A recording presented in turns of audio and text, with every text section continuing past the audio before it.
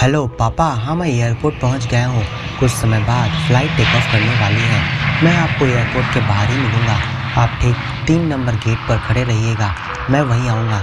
इतना कहकर दिनेश फ्लाइट के अंदर प्रवेश किया और अपनी सीट पर जाकर बैठ गया। दिनेश का ट्रांसफ़र आज से 3 साल पहले बेंगलुरु में कर दिया गया था। उसका मन इन 3 सालों में अपने माता पिता और अपनी पत्नी को देखने के लिए तरस गया था। कुछ घंटे में फ्लाइट हैदराबाद पहुंचने वाली थी। तभी दिनेश ने अपना फ़ोन स्विच ऑन किया और फिर कॉल हिस्ट्री चेक करने लगा। फ्लाइट टेक ऑफ करने के बाद उसके मोबाइल पर कई दफ़ा एक अननोन नंबर से फ़ोन आ रहा था, पर वह उसे इग्नोर करता रहा। केम्पेगौड़ा एयरपोर्ट से राजीव गांधी एयरपोर्ट पहुंचकर दिनेश ने अपना लगेज बाहर के गेट पर आकर अपने पापा को दे दिया। अपने घर जाने के लिए अब उन्हें टैक्सी की ज़रूरत हुई। दिनेश ड्राइविंग करना जानता था, पर उनके पापा को ड्राइविंग नहीं आती थी। बेटा, अगर मुझे ड्राइविंग आती तो मैं घर में जो तुमने हाल में गाड़ी खरीदा है उसे ही ले आता, पर मैंने तुम्हें कई बार कहा है कि मुझे ड्राइविंग सिखा दो, पर तुम हो कि मेरी बात को अनदेखा कर देते हो हर बार। एक टैक्सी को रोकते हुए सहदेव जी ने अपने बेटे से कहा, पापा आप अभी ड्राइविंग सीखकर क्या करोगे? आप तो हमेशा घर पर ही रहते हो। आपको ड्राइविंग सीखने की क्या ज़रूरत है? आप टैक्सी और बस से ही जाया करो। बेटा, अभी वह ज़माना नहीं रहा कि तुम्हारे पास गाड़ी रहने से ही ड्राइविंग सीखनी है।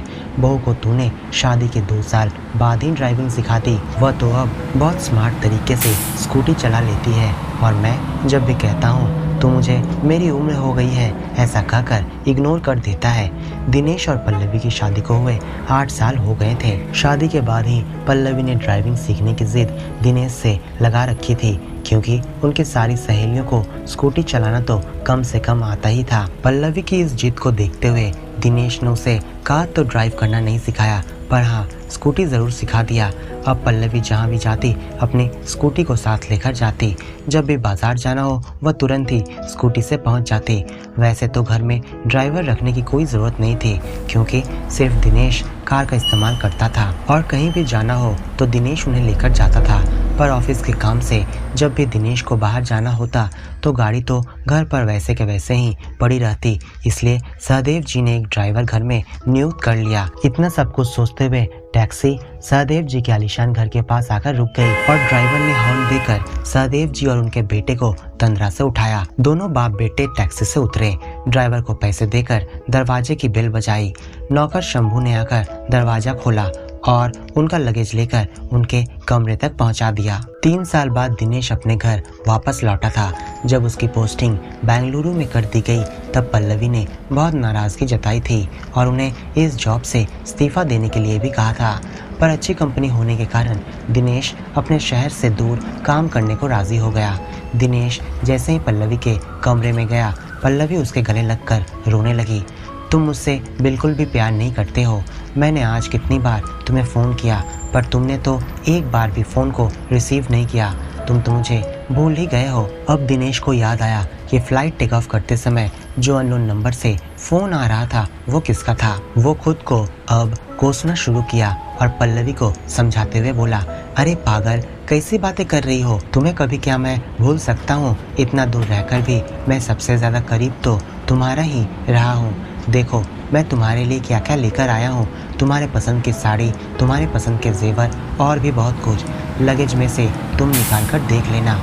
इतना सुनते ही पल्लवी के चेहरे पर मुस्कुराहट तैर गई। अब उसे न कोई शिकायत बची थी और न ही कोई सवाल। जल्दी से तुम फ्रेश होकर आ जाओ, मैं तुम्हारे लिए गर्मा गर्म खाना बनाकर लाती हूँ, कहकर पल्लवी रसोई की तरफ चली गई। दिनेश जब फ्रेश होकर आया तब पल्लवी ने पहले से ही खाना परोस कर रखा था।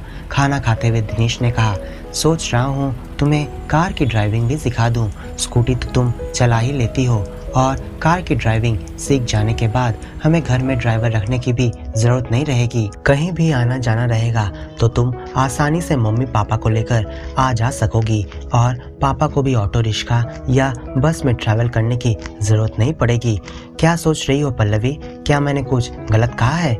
नहीं, आपने तो कुछ गलत नहीं कहा, पर इतने में ही पल्लवी की सास बोल उठी, पर बहू तो इतनी तेज स्कूटी चलाती है कि पड़ोसी भी आकर मुझे कंप्लेन करके जाती है। उसी दिन सरला जी घर पर आकर बता रही थी कि तुम्हारी बहू को मेरे पति ने तेज स्कूटी चलाते हुए देखा है।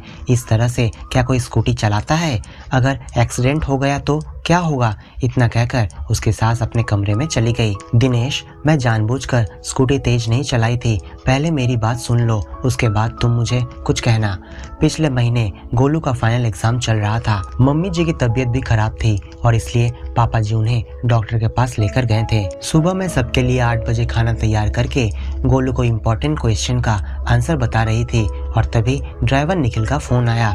Madam ji, I am sorry, आज मैं नहीं आ सकता। आज मेरी पत्नी की तबीयत बहुत खराब है, उसे मैं हॉस्पिटल लेकर आया हूँ। हो सके तो आज किसी तरह आप मैनेज कर लीजिए। आज मैं गोलू को स्कूल देने नहीं जा सकता। इतना सुनते ही मेरे पैरों से जमीन खिसक गई। थोड़ी देर बाद जोर से बारिश शुरू हो गई। अब तो मैं और चिंतित हो उठी। अब गोलू को स्कूल लेकर कौन जाएगा? ऑटो रिक्शा से तो पहुंचना भी मुश्किल है क्योंकि स्कूल काफ़ी दूर है। धीरे धीरे बारिश मूसलाधार होती गई। मैं बाहर टैक्सी की तलाश में रेनकोट पहनकर निकली, पर मुझे कोई भी टैक्सी उस बारिश में नहीं दिखाई दी। मैं तुरंत वापस घर लौटी और गोलू को रेनकोट पहनाकर उसे स्कूटी पर बैठाई। मैं अब स्कूटी स्टार्ट करके स्कूल की ओर रवाना हो गई। रास्ते में एक ट्रैफिक सिग्नल पर सरला जी के पति अपने कार ड्राइव करते हुए मुझे मिल गए।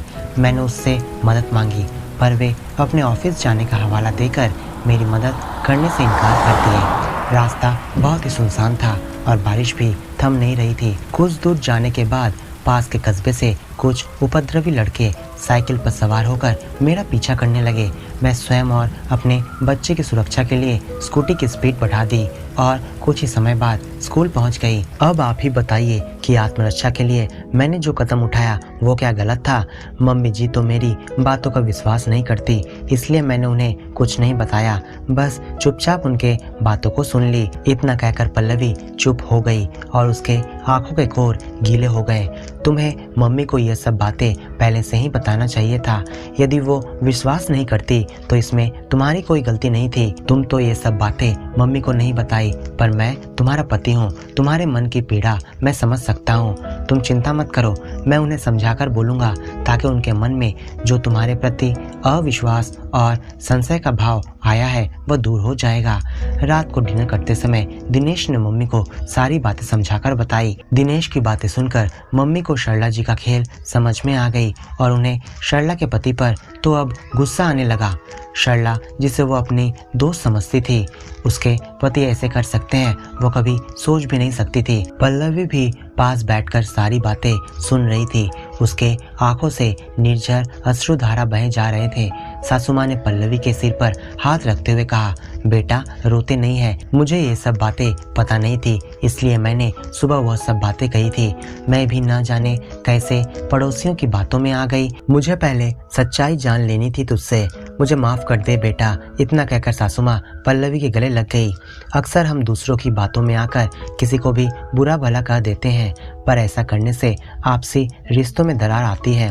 इसलिए हमें चाहिए कि पहले हम सच्चाई का पता करके उसके बाद ही सामने वाले को कुछ कहें। इससे हमारे निजी संबंधों में मधुरता बनी रहेगी। तो दोस्तों, क्या आपको ये कहानी अच्छी लगी है तो इस वीडियो को लाइक और अपने दोस्तों के साथ शेयर जरूर करें और ऐसे ही नई स्टोरी सुनने के लिए हमारे चैनल को सब्सक्राइब करना बिल्कुल ना भूलें।